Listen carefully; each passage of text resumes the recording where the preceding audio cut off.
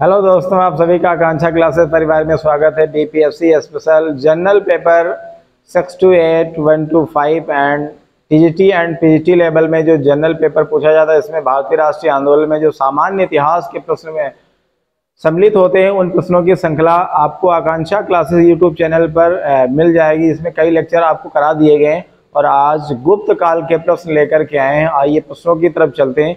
ये वो श्रृंखला है जो पीछे प्रीवियस ईयर यदि हम बात करें टीआरई फर्स्ट और यहाँ पे सेकंड थर्ड में पूछे गए प्रश्नों की श्रृंखला है, जिसमें से नए प्रश्न भी सम्मिलित हैं।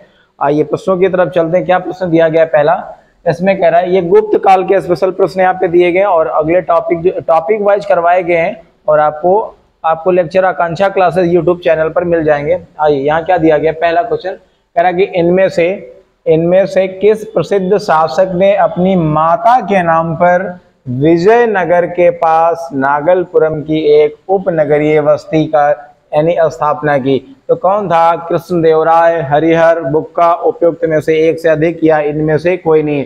तो जो इसमें आपका उचित विकल्प हो जाएगा वो हो जाएगा कृष्णदेवराय। कौन थे भैया?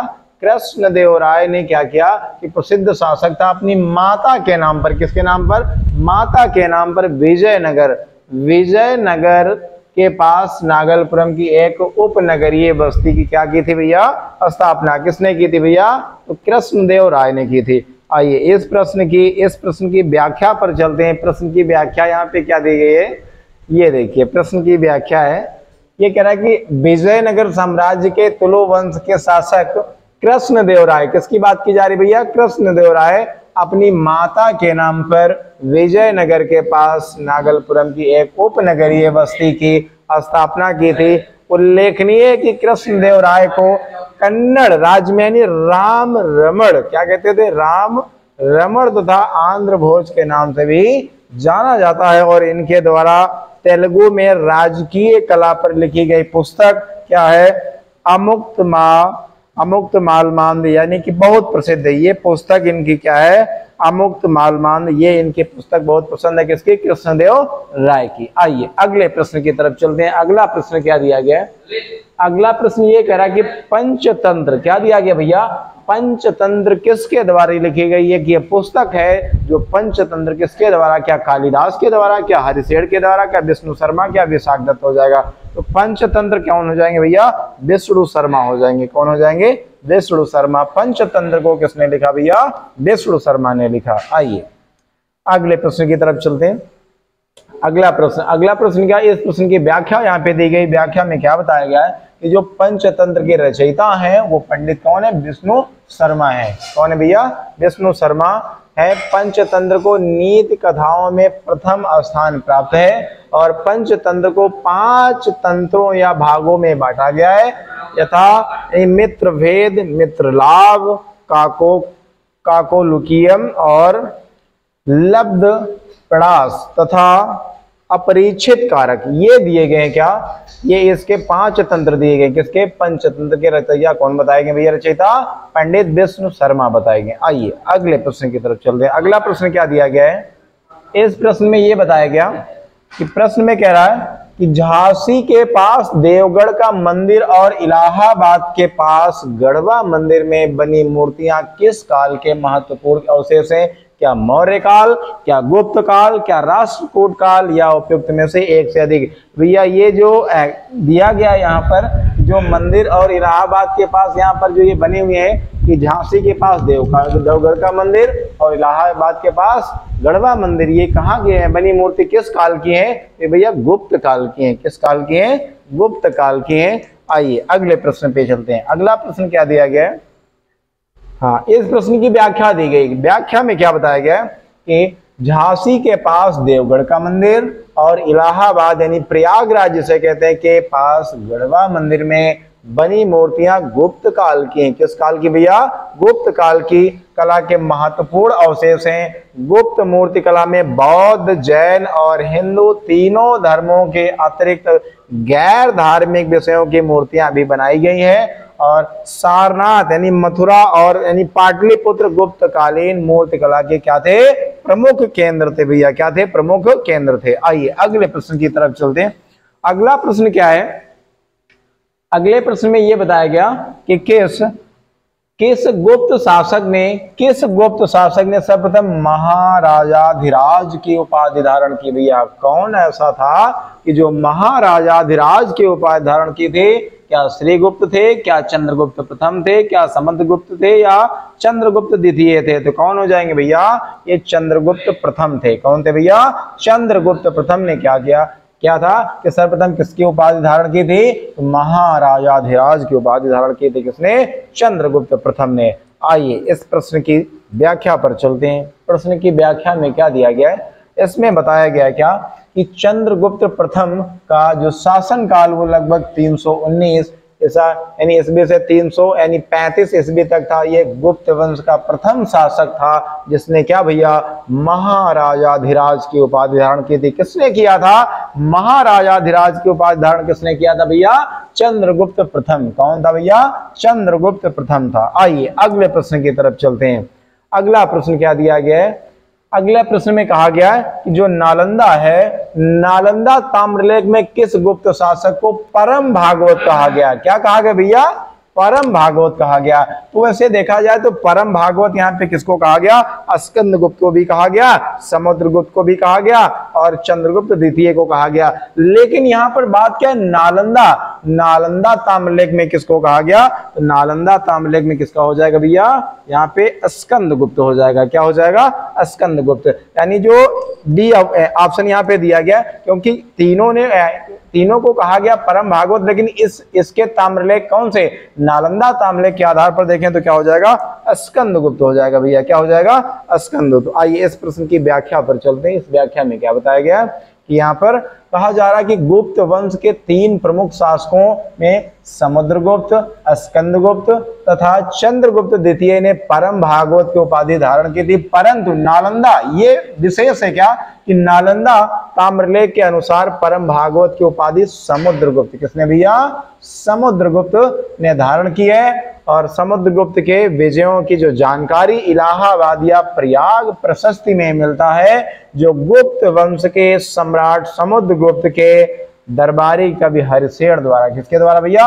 हरिशेर द्वारा रचित लेख है। समुद्रगुप्त के विजयों से प्रभावित होकर विसेंट यानी स्मिथ समुद्रगुप्त को भारत का नेपोलियन कहा। क्या कहा गया भैया? समुद्रगुप्त को क्या कहा गया? भारत का नेपोलियन कहा।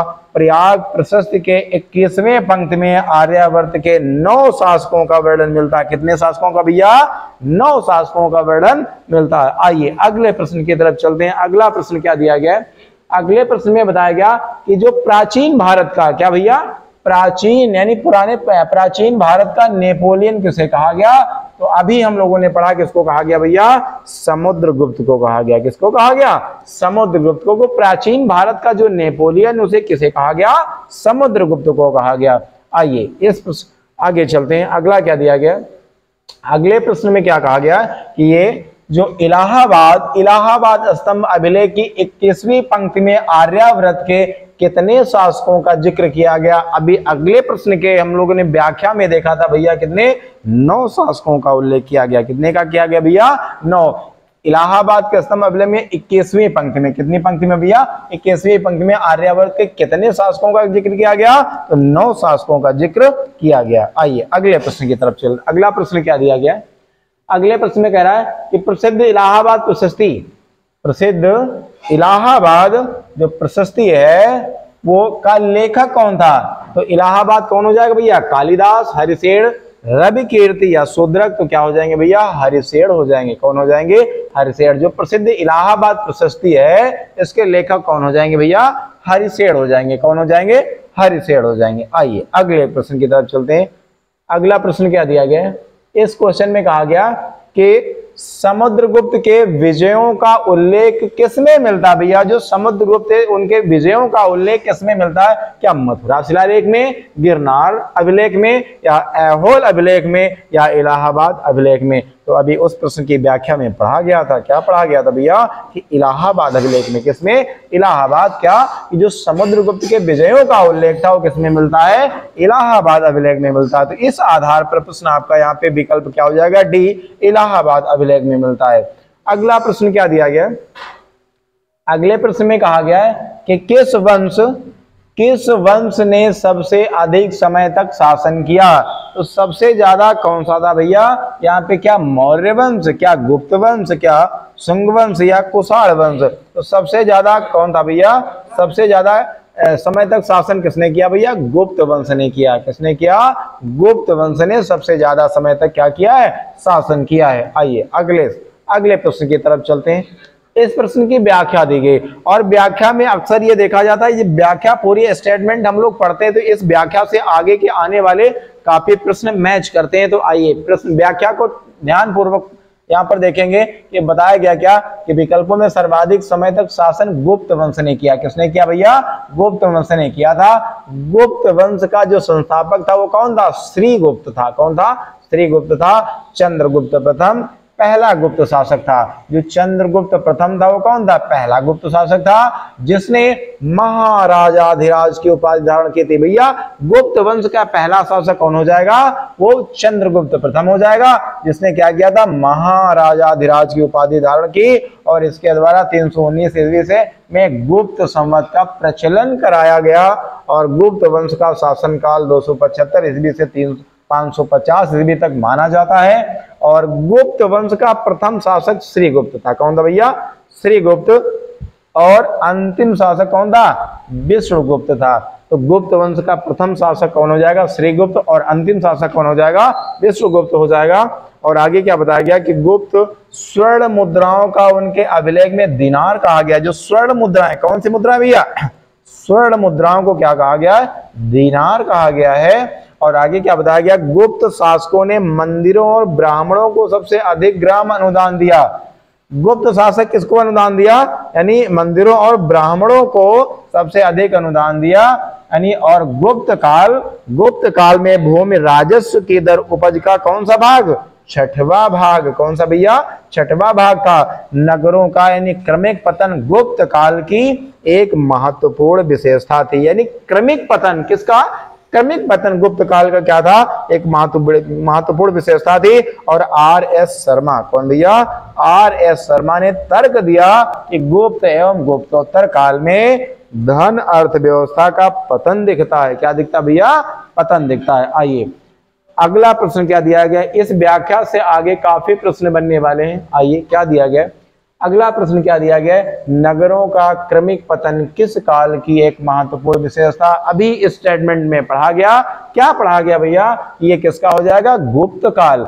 यानी गुप्त काल में नगरों का क्रमिक पतन क्या दिखता है, ये उसकी क्या थी, महत्वपूर्ण विशेषता थी। और अगला प्रश्न क्या दिया गया है, अगले प्रश्न में क्या बताया गया, अगले प्रश्न में कह रहा कि किस शासक वंश ने मंदिरों एवं ब्राह्मणों को सबसे अधिक ग्राम अनुदान में दिया। अभी स्टेटमेंट में हमने पढ़ा था भैया क्या, गुप्त वंश ने। कौन सा वंश, गुप्त वंश जो था वो भूमि यानी भूमि है, सबसे अधिक अनुदान किसमें, इसमें दिया, मंदिरों और किसको भैया, ब्राह्मणों को। कौन, गुप्त वंश ने। चलिए आइए अगले प्रश्न की तरफ चलते हैं। अगला प्रश्न क्या दिया गया, अगले प्रश्न में यह बताया गया, क्या कह रहा भैया कि गुप्त युग में भूमि राजस्व की दर का क्या थी, कौन सा, तो यह क्या हो जाएगा, उपज का चौथा भाग, उपज का छठवां भाग, उपज का आठवां भाग और उपज का आधा भाग। तो अभी हम लोगों ने सीखा था क्या कि उपज का कौन सा भाग भैया, उपज का छठवां भाग। कौन सा भाग, छठवां भाग। गुप्त युग में भूमि राजस्व की दर का कौन सा था, तो हो जाएगा क्या भैया, छठवां भाग। कौन सा हो जाएगा, छठवां। तो बी वाला ऑप्शन बिल्कुल सही हो जाएगा। आइए अगले प्रश्न की तरफ चलते हैं। अगला प्रश्न क्या दिया गया यहाँ पर, अगले प्रश्न में यह बताया गया, इसमें कह रहा है कि किसने तर्क दिया कि गुप्त और उत्तरोत्तर गुप्त काल में धन अर्थव्यवस्था में पतन दिखता था या थी। तो ये क्या हो जाएगा, क्या R.S. त्रिपाठी, क्या R.S. शर्मा, राधा कुमुद मुखर्जी या D.C. सरकार ने। तो अभी उस प्रश्न के स्टेटमेंट में पढ़ा था भैया क्या, R.S. शर्मा।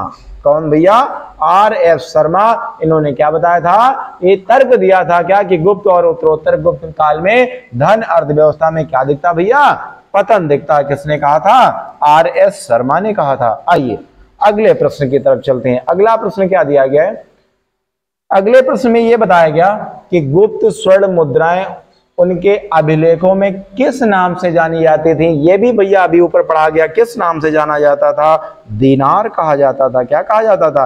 दीनार।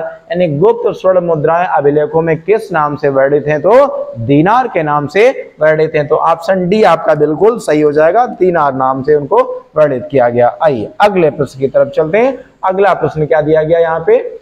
अगले प्रश्न में बताया गया, आपको काफी कम समय में काफी प्रश्नों का रिवीजन करा दिया जा रहा है। बाकी यदि हम बात करें कि अन्य यूट्यूब चैनल भी होते हैं तो काफी लंबा समय लेते हैं। आपको आकांक्षा क्लासेस यूट्यूब चैनल पर काफी कम समय में अतिशीघ्र क्वेश्चनों की प्रश्नों की श्रृंखला कराई जा रही है। और बीपीएससी स्पेशल में यदि आप बीपीएससी एस्पिरेंट हैं तो आसानी से इन प्रश्नों को आप देखें और आपको लाभ नहीं, अतिशीघ्र यानी ऐसा लाभ मिलेगा जो वो प्रश्न आपको उसमें देखने को मिलेंगे। आइए क्या दिया गया है? इसमें से कौन गुप्त काल में औषधि के क्षेत्र में अपने कार्य के लिए जाने जाते थे? क्या सुश्रुत, क्या शूद्रक, सौमिल और सौन? इसमें से कोई नहीं जाने थे। गुप्त काल का इसमें कोई है ही नहीं। मौर्योत्तर काल में केवल दो लोग थे। कौन थे भैया? यदि मौर्य काल की हम बात करें, किसकी बात करें भैया? मौर्य काल की बात करें, दो लोग थे। कौन थे? यहाँ पे हो जाएगा क्या भैया? सुश्रुत हो जाएंगे और हो जाएंगे चरक। कौन हो जाएंगे भैया? चरक हो जाएंगे। ये दो लोग थे। कौन थे? दो लोग। ये किस काल के थे भैया? मौर्योत्तर काल के थे। यहाँ पर कोई नहीं होगा, तो इसमें से क्या हो जाएगा? उपयुक्त में से कोई नहीं हो जाएगा। सुश्रुत यानी क्या हो जाएंगे? चरक। ये किस काल के हो जाएंगे भैया? मौर्योत्तर काल के हो जाएंगे। आइए अगले प्रश्न की तरफ चलते हैं। अगला प्रश्न क्या दिया गया है? इस प्रश्न में बताया गया क्या? अच्छा, उसकी व्याख्या दी गई। इस प्रश्न की व्याख्या दी गई। यहाँ पर इस प्रश्न की व्याख्या दी गई। व्याख्या में क्या बताया गया? देखिए भैया जरा, व्याख्या में आपसे बताया गया क्या? व्याख्या में यहाँ पे एक मिनट, हाँ, व्याख्या में क्या बताया गया भैया कि प्रश्नों में दिए गए चारों विकल्प में से संबंधित व्यक्ति गुप्त काल में चिकित्सा से संबंधित कोई नहीं है। और भारत में चिकित्सा से संबंधित दो महत्वपूर्ण व्यक्ति, एक कौन बताया भैया हमने? चरक, और दूसरा सुश्रुत थे, जो इन दोनों का संबंध मौर्योत्तर काल से, किस काल से भैया? मौर्योत्तर काल से है। और ताम्रलिप्त बंदरगाह का प्रयोग गुप्त काल में, ये वर्ड बहुत इंपॉर्टेंट है। क्या? ताम्रलिप्त जो बंदरगाह का प्रयोग कहाँ किया गया भैया? गुप्त काल में उत्तर भारत के व्यापार के लिए किया जाता था। और पृथ्वी के अपनी धुरी पर घूमने के कारण प्रतिदिन सूर्योदय और सूर्यास्त होता था। ये किसने बताया? आर्यभट्ट।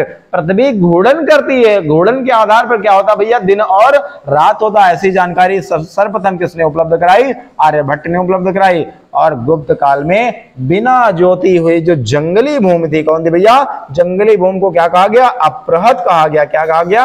अपृहत कहा गया। और देवगढ़ का दशावतार मंदिर कहाँ भैया? गुप्त कालीन स्थापत्य का क्या था? उदाहरण था। आइए, ये जो व्याख्या है अगले प्रश्नों के लिए बहुत कारगर साबित होती है। अगला प्रश्न क्या दिया गया है? इसमें बताया गया क्या कि निम्नलिखित में से कौन सा गुप्त काल का मंदिर था? क्या उड़ीसा का लिंगराज मंदिर, क्या खजुराहो का कंदरिया महादेव मंदिर, या देवगढ़ का दशावतार मंदिर, या फिर महाबलीपुरम का सौर मंदिर? तो क्या हो जाएगा? अभी हम लोगों ने पढ़ा भैया देवगढ़ का कौन सा? दशावतार मंदिर है, जो गुप्त काल का क्या प्रसिद्ध मंदिर है। आइए आगे क्या दिया गया है? अगले प्रश्न की तरफ चलते हैं। अगला प्रश्न क्या दिया गया है?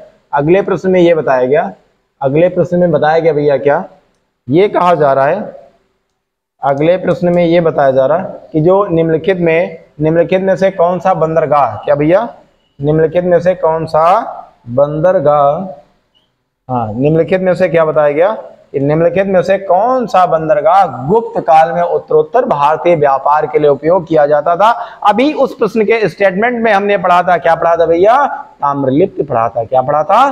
ताम्रलिप्त। ये जो ताम्रलिप्त है गुप्त काल यानी बंदरगाह यानी जो गुप्त काल में होता है, ये व्यापार के लिए, किसके लिए भैया?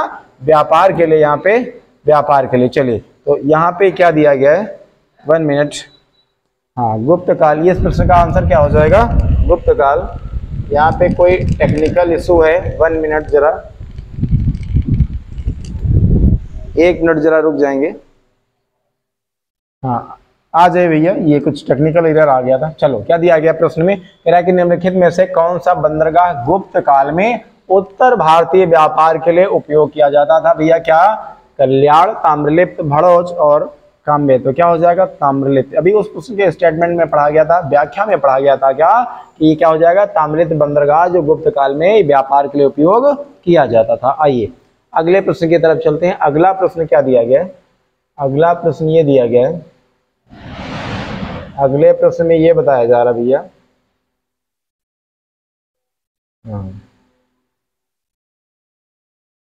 अगले प्रश्न में ये कहा जा रहा है, हाँ क्वेश्चन नंबर 19 में ये कहा जा रहा है। चलिए ये जो प्रश्न दिया गया, क्या दिया गया है, प्रश्न में कहा जा रहा है कि इनमें से किसने पहली बार ये व्याख्या की थी कि पृथ्वी के अपनी धुरी पर घूमने के कारण प्रतिदिन सूर्यास्त, सूर्योदय एवं सूर्यास्त होता है। तो किसने कहा था भैया, क्या आर्यभट्ट, भास्कर, ब्रह्मगुप्त और वाराहमिहिर। तो कौन हो जाएंगे भैया, आर्यभट्ट ने बताया था। आर्यभट्ट ने क्या बताया था कि दिन रात क्यों होता है, दिन रात पृथ्वी के घूर्णन के कारण होता है। ऐसा जानकारी सर्वप्रथम किसने उपलब्ध कराया, ऐसी जानकारी तो आर्यभट्ट ने उपलब्ध कराया था। आइए अगला प्रश्न क्या दिया गया, अगले प्रश्न में ये बताया गया भैया कि किस प्रकार की भूमि, क्या बताया गया भैया कि किस प्रकार की भूमि को अपृहत कहा गया। क्या कहा गया, अपृहत कहा गया। तो ये किसको कहा गया भैया, बिना जोती हुई जो जंगली भूमि हुआ करती थी उसको कहा जाता था क्या, अपृहस्त कहा जाता था भैया। किसको, बिना जोती हुई जंगली भूमि को कहा जाता था। आइए अगले प्रश्न की तरफ चलते हैं। अगला प्रश्न यहाँ पे क्या दिया गया, अगले प्रश्न में बताया जा रहा है क्या कि प्रसिद्ध चीनी यात्री फाहियान ने किसके शासन काल में भारत की यात्रा की। क्या चंद्रगुप्त प्रथम, चंद्रगुप्त द्वितीय और रामगुप्त या श्रीगुप्त में। तो जो चीनी यात्री कौन, ये फाहियान, कौन भैया, फाहियान किसके शासन काल में, तो ये चंद्रगुप्त द्वितीय के शासन काल में। किसके का शासन काल में, चंद्रगुप्त द्वितीय के शासन काल में भारत में यात्रा इसने किया था। आइए अगले प्रश्न की तरफ चलते हैं। अगला प्रश्न क्या दिया गया, ये प्रश्न रिपीटेड है, इससे टाइप हो गया था ये प्रश्न है। चलिए इस प्रश्न की व्याख्या दी गई, यहाँ पे क्या दी गई, प्रश्न की व्याख्या में क्या बताया गया, इसमें बताया गया व्याख्या में कि प्रसिद्ध चीनी यात्री फाहियान ने चंद्रगुप्त द्वितीय, किसने भैया, चंद्रगुप्त द्वितीय, जिसे हम लोग क्या कहते हैं विक्रमादित्य। जो चंद्रगुप्त द्वितीय थे उन्होंने किसकी उपाधि धारण की थी, तो विक्रमादित्य की उपाधि के काल में भारत की यात्रा यानी की थी। यद्यपि फाहियान ने अपने यात्रा वृतांत में समकालीन शासक के नाम का उल्लेख नहीं किया, किंतु उसमें चंद्रगुप्त कालीन भारत की सांस्कृतिक दशा का सुंदर वर्णन प्राप्त होता है। और चंद्रगुप्त द्वितीय गुप्त वंश का प्रसिद्ध शासक था जिसने अपने बड़े भाई की हत्या कर दी। किसने हत्या कर दी, तो चंद्रगुप्त द्वितीय ने बड़े भाई की हत्या कर सत्ता प्राप्ति किया, जिसे शकों को यानी और शकों को पराजित करने के कारण इसे क्या कहा गया भैया, सकारी कहा गया। क्या कहा गया, सकारी कहा गया। और इसने इसे सोपारा, काम्बे व भड़ौच बंदरगाह, कौन भैया, सोपारा, काम्बे व भड़ौच बंदरगाह की प्राप्ति हुई। और इसी के उपलक्ष्य में इसने विक्रमादित्य की उपाधि, किसकी उपाधि भैया, विक्रमादित्य की उपाधि ये धारण की। और महरौली लौह स्तंभ के, इसमें भैया महरौली लौह स्तंभ के क्या दिखाया गया, महरौली लौह स्तंभ यानी लेख का चंद्र, क्या भैया, चंद्र, चंद्रगुप्त द्वितीय ही था। कौन था, चंद्रगुप्त द्वितीय था। ये जो स्टेटमेंट, ये जो लिखा हुआ है, इसकी व्याख्या अगले प्रश्नों के लिए बहुत कारगर साबित हो रही है। आइए अगले प्रश्न की तरफ चलते हैं। क्या दिया गया है कि चंद्रगुप्त द्वितीय किस साम्राज्य के शासक थे, तो यहां से क्या हो जाएगा भैया, गुप्त साम्राज्य के। किस साम्राज्य के थे भैया, ये गुप्त साम्राज्य के थे भैया। कौन, चंद्रगुप्त द्वितीय किस साम्राज्य के थे, गुप्त साम्राज्य के थे। आइए अगले प्रश्न की तरफ चलते हैं। अगला प्रश्न क्या दिया गया है, अगले प्रश्न में यह बताया गया, कह रहा क्या कि महरौली लौह स्तंभ अभिलेख का चंद्र, अभी उस प्रश्न की व्याख्या में पढ़ा गया कि जो चंद्र था वो क्या था भैया, किससे संबंधित है, चंद्रगुप्त मौर्य से, चंद्रगुप्त से, या चंद्रगुप्त द्वितीय से, या चंद्रप्रदायी से। तो किससे हो जाएगा भैया, चंद्रगुप्त द्वितीय से। किससे, जो महरौली यानी लौह स्तंभ अभिलेख, ये जो चंद्र संबंधित है वो किससे संबंधित है भैया, चंद्रगुप्त द्वितीय से संबंधित है। और चंद्रगुप्त द्वितीय ने किसकी उपाधि धारण की थी, तो विक्रमादित्य की उपाधि धारण की थी। आइए अगले प्रश्न की तरफ चलते हैं। अगला प्रश्न क्या दिया गया है, अगले प्रश्न में बताया गया कि निम्नलिखित गुप्त शासकों में से किसने विक्रमादित्य की उपाधि, किसने भैया विक्रमादित्य की उपाधि धारण की? तो किसने किया था भैया? चंद्रगुप्त द्वितीय ने किया था। किसने किया था? चंद्रगुप्त द्वितीय ने किसकी उपाधि धारण की थी? तो विक्रमादित्य की उपाधि धारण की गई थी। अगला प्रश्न में, अगले प्रश्न में क्या दिया गया? हाँ, अगले प्रश्न में यह बताया गया, चलिए अगले प्रश्न में यह कहा गया क्या कि किस गुप्त शासक ने शकों को पराजित किया और इस कारण क्या कहलाया? सकारी कहलाया। क्या कहलाया भैया? सकारी कहलाया। सकारी कौन कहलाया था? चंद्रगुप्त द्वितीय कहलाया था। कौन कहलाया था भैया? चंद्रगुप्त द्वितीय। जिसने विक्रमादित्य की उपाधि धारण की थी उसे क्या कहा गया? सकारी। क्योंकि इन्होंने क्या किया था? शकों को पराजित किया था, इसलिए इनको क्या कहा जाता है? सकारी। क्या कहा जाता भैया? सकारी कहलाया। कौन कहलाया? चंद्रगुप्त द्वितीय कहलाया। आइए अगले प्रश्न की तरफ चलते हैं। अगला प्रश्न क्या दिया गया है?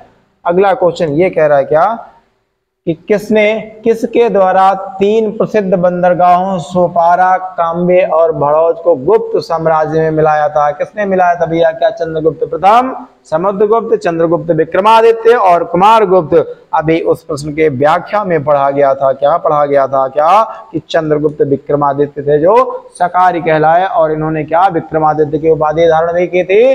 और ये क्या इन्होंने इनके द्वारा प्रसिद्ध बंदरगाह कौन? सोपारा, काम्बे और बड़ौच को क्या गुप्त साम्राज्य में मिलाया गया था। आइए अगला प्रश्न क्या दिया गया है? अगले प्रश्न में यह बताया गया, क्या कहा जा रहा है? किस गुप्त शासक ने अपने बड़े भाई की हत्या कर दी?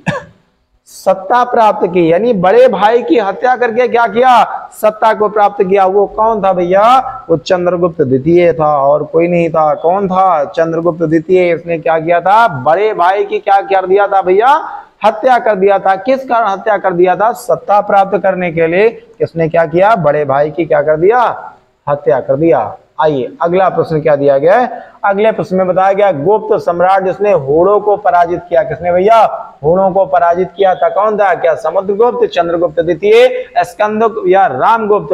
तो कौन हो जाएंगे भैया? स्कंदगुप्त। जो स्कंदगुप्त थे उन्होंने किसको पराजित किया था? उन्होंने होड़ों को पराजित किया था। आइए इस प्रश्न की व्याख्या पर चलते हैं। व्याख्या में क्या दिया गया है?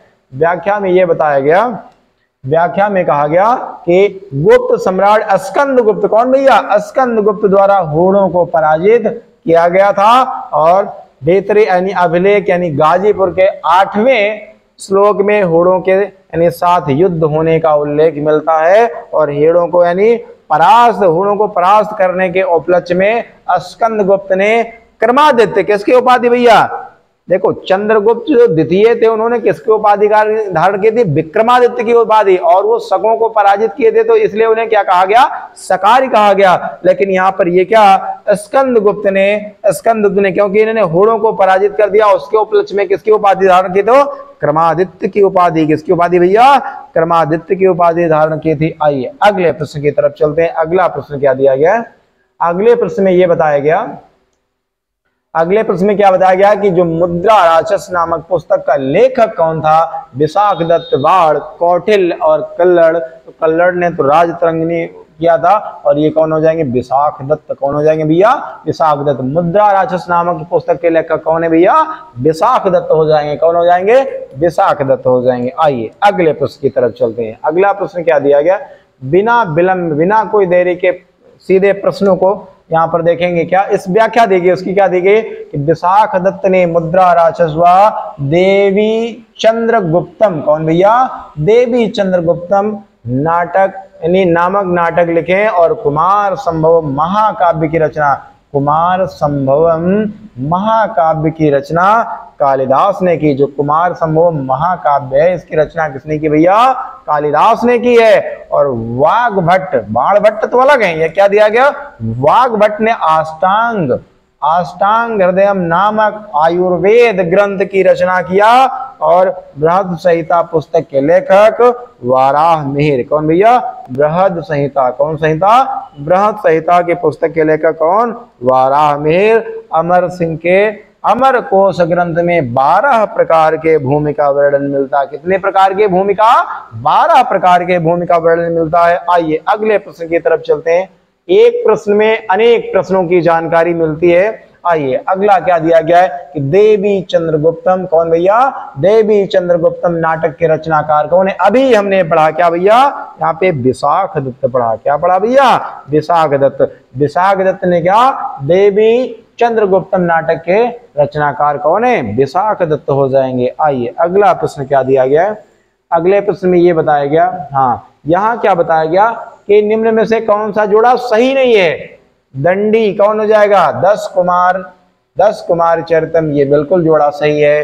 विष्णु शर्मा पंचतंत्र, ये बिल्कुल सही है।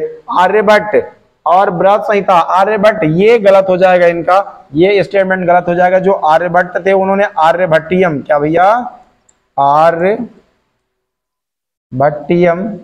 इनकी पुस्तक कौन थी? आर्यभट्टियम थी। जो वाराह भीमिर यानी कि बृहद संहिता है, इसके कौन थे? वाराह भीमिर, वाराहमिहिर। इस पुस्तक यानी बृहद संहिता के कौन हो जाएंगे? वाराहमिहिर हो जाएंगे। और इसमें भास कौन हो जाएंगे? स्वप्नवास दत्ता, ये बिल्कुल सही हो जाएगा। क्या हो जाएगा?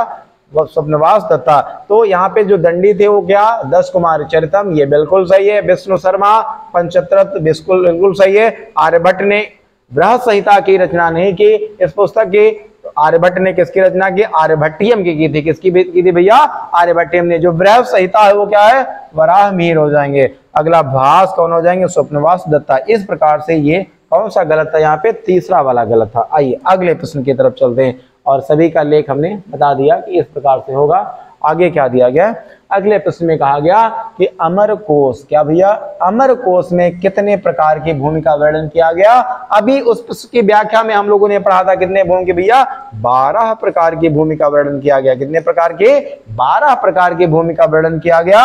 आइए अगले प्रश्न की तरफ चलते हैं। अगला प्रश्न क्या दिया गया है? अगला जो प्रश्न दिया गया है, अगले प्रश्न की तरफ चलते हैं। अगले प्रश्न में क्या बताया गया? हाँ, क्या दिया गया है? इसमें कहा जा रहा है कि आयुर्वेद, क्या कहा गया भैया? ये कहा गया आयुर्वेद के प्रसिद्ध ग्रंथ अष्टांग हृदय के रचनाकार कौन है? अभी उस प्रश्न की व्याख्या में पढ़ा था। क्या बाणभट्ट, क्या चरक, क्या वाग्भट्ट और धन्वंतरी कौन हो जाएंगे भैया? वाग्भट्ट हो जाएंगे। क्या हो जाएंगे? वाग्भट्ट हो जाएंगे। क्या बताया गया? जो ग्रंथ अष्टांग हृदय के रचनाकार कौन है? वो वाग्भट्ट हो जाएंगे। अगले प्रश्न की तरफ चलते हैं। अगला प्रश्न क्या दिया गया है? जो अगला प्रश्न बताया जा रहा है वो क्या है भैया? अगला प्रश्न जो है, आइए अगला प्रश्न क्या कह रहा है? अगले प्रश्न में ये बताया गया कि कुमार संभवम, कौन भैया? कुमार संभवम महाकाव्य किस कवि ने लिखा? क्या बाणभट्ट, क्या हरिशेन, या चंद्रबरदाई, या कालिदास? तो आप सभी जानते हैं कौन होते हैं भैया? कालिदास। कालिदास ने किसकी रचना कर दी? कुमार संभवम महाकाव्य की रचना किसने कर दी? तो महाकालिदास ने की थी। आइए अगले प्रश्न की तरफ चलते हैं। अगला प्रश्न क्या दिया गया है? अगले प्रश्न में यह बताया गया, कह रहा क्या कि ताम्रपत्र लेख दर्शाते हैं कि प्राचीन काल में बिहार के राजाओं का संपर्क था। ताम्रपत्र, तांबे के जो पत्र इसमें लेख वर्णित है वो क्या? क्या बर्मा से, क्या थाईलैंड से, क्या कंबोडिया से, या जावा सुमात्रा से? तो किससे था भैया? जावा सुमात्रा से। यानी कि जो ताम्रलेख, ताम्रपत्र जो लेख दर्शाते हैं क्या कि प्राचीन काल में कौन भैया? बिहार के राजाओं का संपर्क किससे था? तो था भैया जावा सुमात्रा से था। किससे था? जावा और सुमात्रा से।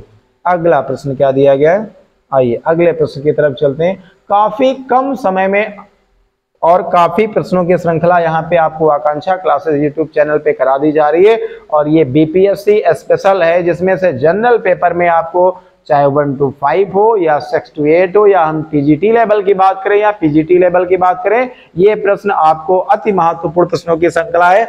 आइए इस प्रश्न की व्याख्या क्या देंगे कि गुप्त काल के बाद बिहार के साथ ही साथ यानी समूचे भारतीयों ने व्यापारिक उद्देश्य से दक्षिणी पूर्वी एशिया के देशों के साथ अपनी दोस्ती बढ़ाई, जिसमें इंडोनेशिया में स्थित जावा और सुमात्रा, यही तो प्रश्न में था क्या? जावा और सुमात्रा द्वीपों का महत्वपूर्ण स्थान था। पाल शासकों के विशेषकर यानी देवपाल, इसने साम्राज्य में बिहार का संपूर्ण भाग था के काल में शैलेंद्र वंशी शासक ने विक्रमशिला और विश्वविद्यालय को अनेक गांवों को दान में दे दिया था। मिथिला के कर्नाट वंश की स्थापना नान्यदेव, किसने भैया? नान्यदेव ने की। और इस वंश का अंतिम जो शासक था वो कौन था? हरि सिंह था। कौन था भैया? हरि सिंह था। आइए अगले प्रश्न की तरफ चलते हैं। अगला प्रश्न क्या दिया गया है? अगले प्रश्न में क्या बताया जा रहा है? इसमें कहा जा रहा है क्या? इस प्रश्न में कह रहा है कि कर्नाट वंश का संस्थापक कौन था? अभी हमने पढ़ा क्या? नान्यदेव। कर्नाट वंश का संस्थापक कौन था? नान्यदेव था भैया। जो कर्नाट वंश है इसका संस्थापक कौन था? नान्यदेव था। यहाँ पे देख पा रहे हैं कर्नाट वंश का संस्थापक कौन था? नान्यदेव था भैया। कौन था? नान्यदेव। आइए अगला प्रश्न क्या दिया गया? अगले प्रश्न में ये बताया गया क्या? हाँ, अगले प्रश्न में ये बताया गया, अगला जो प्रश्न दिया गया इस प्रश्न में ये बताया गया। आइए, हाँ, ये जो प्रश्न है इसमें कह रहा है कि कर्नाट वंश का अंतिम संस्थापक कौन था? हाँ, कर्नाट वंश का, इसके ऊपर क्या था? इसके ऊपर जो था यहाँ पे प्रश्न, कर्नाट वंश का संस्थापक कौन था? ये नान्यदेव हो जाएगा। और यहाँ कर्नाट वंश का, तो ये कुछ प्रश्न अंतिम शासक, हाँ सही है। ऊपर कह रहा था कि कर्नाट वंश का संस्थापक कौन था, तो नान्यदेव हो जाएगा। और जो नेक्स्ट क्वेश्चन है इसमें क्या कह रहा है? जो कर्नाट वंश का अंतिम, यहाँ पे देखो अंतिम लगा दिया। क्या लगा दिया? अंतिम शासक कौन था? तो हरि सिंह हो जाएगा। कौन हो जाएगा भैया? हरि सिंह हो जाएगा। कौन सा? जो नान्यदेव था वो संस्थापक था नान्यदेव कर्नाट वंश का। जो अंतिम शासक था वो कौन था भैया? हरि सिंह था। कौन था भैया? हरि सिंह। आइए अगला प्रश्न क्या दिया गया? अगले प्रश्न में ये कह रहा है, अगले प्रश्न में कह रहा है कि जो नालंदा विश्वविद्यालय के संस्थापक का युग क्या था? नालंदा विश्वविद्यालय की इस युग में संस्थापित किया गया तो क्या मौर्य, गुप्त, कुषाण और भैया क्या पाल? तो गुप्त काल में। किसमें किया गया भैया? गुप्त काल। नालंदा विश्वविद्यालय के संस्थापक यानी स्थापना का जो युग था वो क्या था भैया? गुप्त काल था भैया। कौन सा था? गुप्त काल था। आइए अगला प्रश्न क्या दिया गया? अगले प्रश्न में ये बताया गया, इसमें कहा गया क्या? अच्छा, उस प्रश्न की व्याख्या है, उस प्रश्न की व्याख्या है। व्याख्या में क्या बताया गया? इस प्रश्न की व्याख्या यहाँ पे विस्तृत है। इसमें बताया जा रहा है क्या कि जो नालंदा यानी बिहार प्रांत की राजधानी पटना, बिहार की जो प्रांत की राजधानी क्या भैया? पटना के दक्षिण में स्थित है। सर्वप्रथम यहाँ एक बौद्ध विहार की स्थापना गुप्त काल में करवाई गई। चीनी यात्री हेनसांग लिखता है, क्या लिखता है? इसका जो संस्थापक शक्रादित्य था और जिसने बौद्ध धर्म के त्रिरत्नों के प्रति महती श्रद्धा के कारण इसकी स्थापना यानी करवाई थी। और शक्रादित्य की पहचान कुमार गुप्त प्रथम ने की यानी की जाती है और जिसकी सुप्रसिद्ध उपाधि महेंद्रादित्य थी। क्या थी भैया? महेंद्रादित्य थी। नालंदा विश्वविद्यालय को मुस्लिम आक्रमणकारी, नालंदा जो विश्वविद्यालय था इसका जो समाप्ति हुई तो ये क्या हुई? मुस्लिम आक्रमणकारी। कौन? बख्तियार खिलजी। इसने क्या किया? सन 1202 ईस्वी में नष्ट कर दिया। इसने आक्रमण कर दिया। कौन आक्रमण कर दिया? बख्तियार खिलजी ने आक्रमण कर दिया। और उसने क्या किया कि मुस्लिम आक्रमण कौन? बख्तियार खिलजी ने कर दिया। और उसने क्या किया? नालंदा विश्वविद्यालय को क्या कर दिया? नष्ट कर दिया। कब कर दिया? 1202 ईस्वी में कर दिया। आइए अगला प्रश्न क्या दिया गया है? अगले प्रश्न में यह बताया जा रहा क्या कि जो नालंदा विश्वविद्यालय के संस्थापक कौन थे? तो नालंदा विश्वविद्यालय की स्थापना किस युग में हुई थी? गुप्त युग में, गुप्त काल में हुई थी। और यहाँ कौन हो जाएगा भैया? क्या कुमार गुप्त, क्या धर्मपाल, या उससे गुप्त, या चंद्रगुप्त, विक्रमादित्य? तो कौन हो जाएंगे भैया? कुमार गुप्त हो जाएंगे। कौन हो जाएंगे? कुमार गुप्त। यहाँ से ही पता चलता है कि जो इसकी जो स्थापना हुई थी वो गुप्त काल के समय हुई थी। तो कौन हो जाएंगे? कुमार गुप्त हो जाएंगे। कौन भैया? कुमार गुप्त हो जाएंगे। आइए अगला प्रश्न क्या दिया गया? अगले प्रश्न में बताया गया कि नालंदा विश्वविद्यालय के विनाश का कारण क्या था? भैया मुस्लिम आक्रमण था। कौन था? बख्तियार खिलजी। उसने 1202 ईस्वी में क्या कर दिया? आक्रमण कर दिया और नालंदा विश्वविद्यालय को क्या कर दिया? नष्ट कर दिया। तो इसमें क्या हो जाएगा? नालंदा विश्वविद्यालय का विनाश का कारण क्या था? मुसलमान यानी अर्थात मुस्लिम आक्रमण था। आइए अगले प्रश्न की तरफ चलते हैं। अगला प्रश्न क्या दिया गया? इसमें कहा जा रहा है क्या कि नालंदा विश्वविद्यालय किस लिए विश्व प्रसिद्ध था? क्या चिकित्सा विज्ञान के लिए, क्या तर्कशास्त्र के लिए, बौद्ध धर्म दर्शन के लिए और रसायन विज्ञान के लिए? तो भैया बौद्ध धर्म दर्शन के लिए विश्व विख्यात था। कौन? नालंदा विश्वविद्यालय।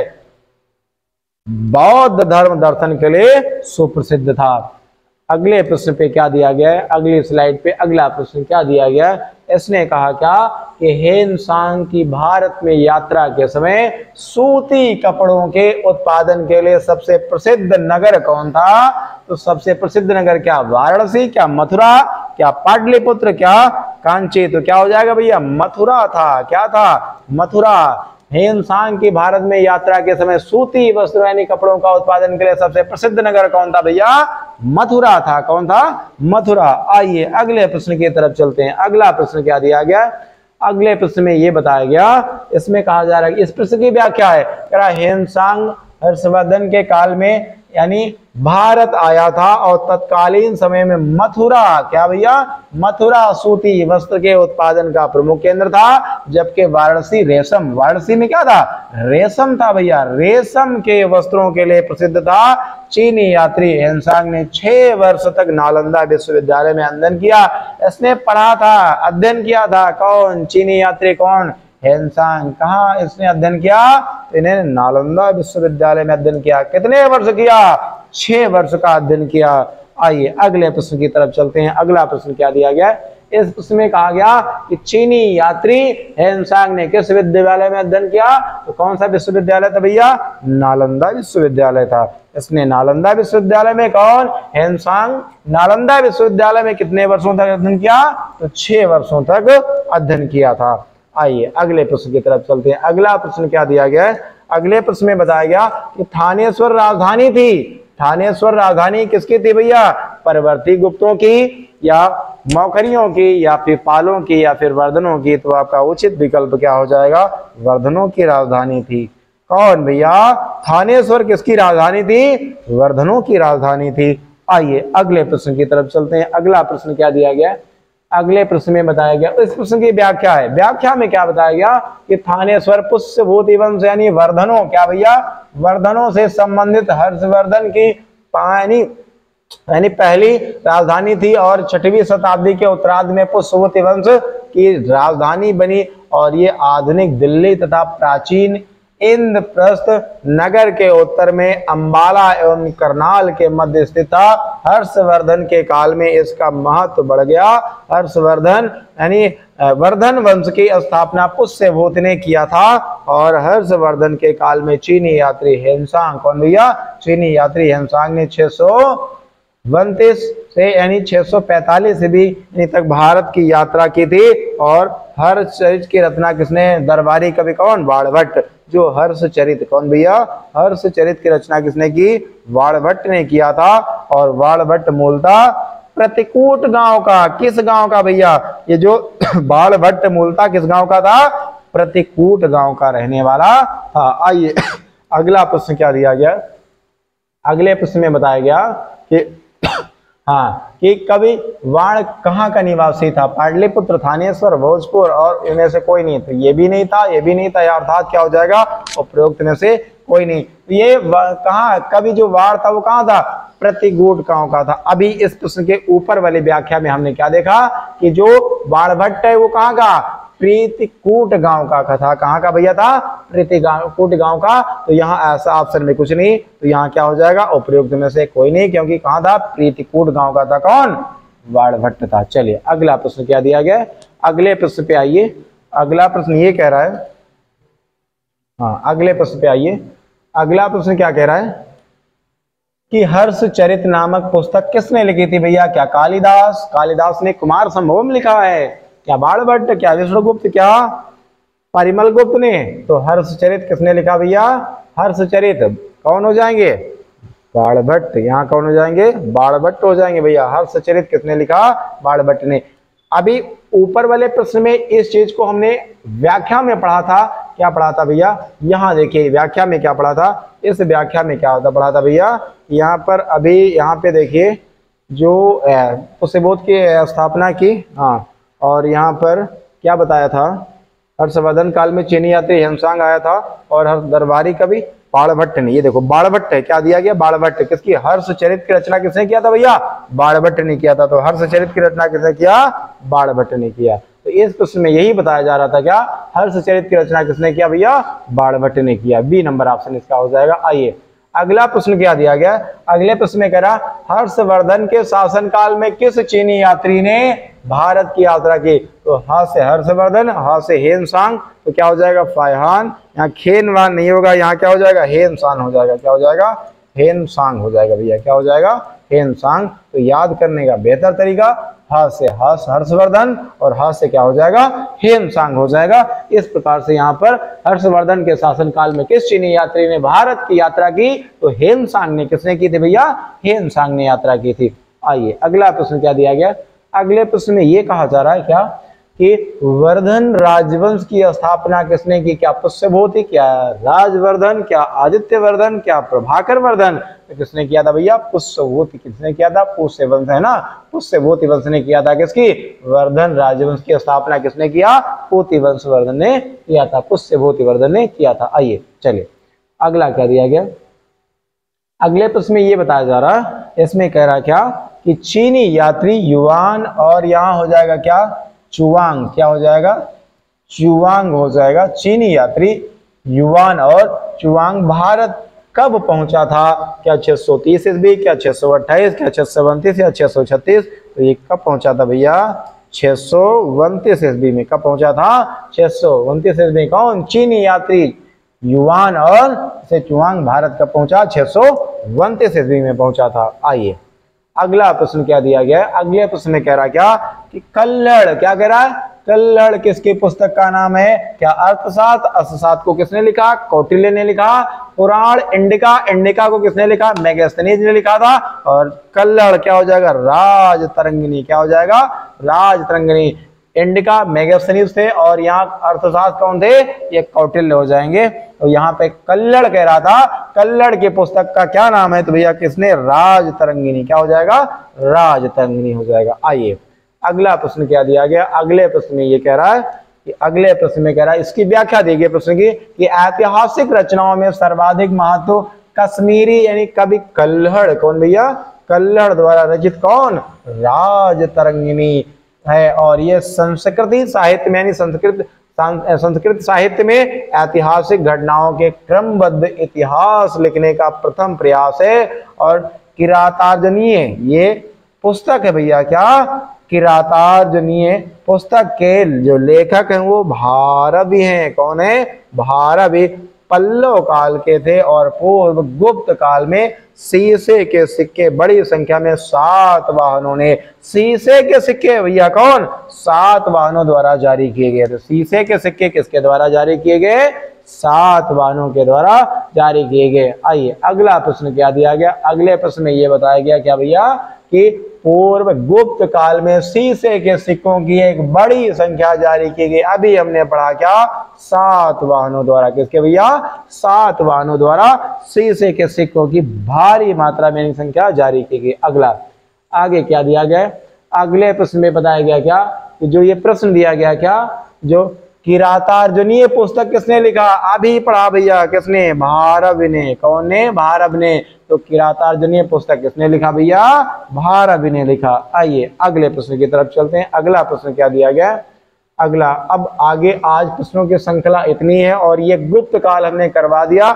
हमने यदि हम बात करें जो सबसे पहले था वो प्रागैतिहासिक काल था, उसके बाद में सैंधव काल और जैन धर्म और बौद्ध धर्म, ये लगातार हमने आपको आकांक्षा क्लासेस यूट्यूब चैनल पर आपको ये लेक्चर मिल जाएंगे। बीपीएससी स्पेशल जनरल पेपर के लिए ये वीडियो आपके लिए बहुत फायदेमंद होंगे और आगे लेक्चर आपको आकांक्षा क्लासेस यूट्यूब चैनल पे मिलते रहेंगे। बाकी यदि आपको क्लासेस बेहतर लग रही हो तो बिल्कुल लाइक और सब्सक्राइब बिल्कुल करें, क्योंकि यदि हम आपके लिए काम करते तो आप हमारे लिए इतना काम तो कर ही सकते हैं। बाकी नेक्स्ट लेक्चर में आपसे मिलते हैं, तब तक आप सभी के लिए जय हिंद जय भारत।